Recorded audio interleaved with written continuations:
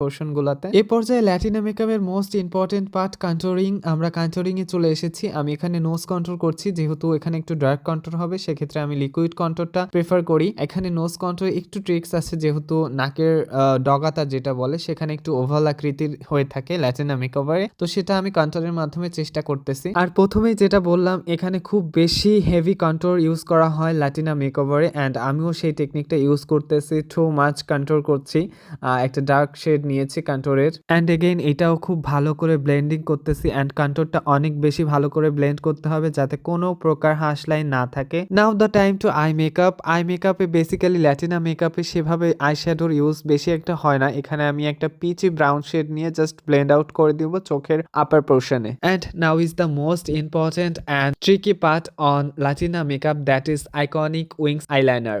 ভিডিওটা একটু যত্ন সহকারে দেখলে এবং তোমরা নিজেরা প্র্যাকটিস করলে অনেক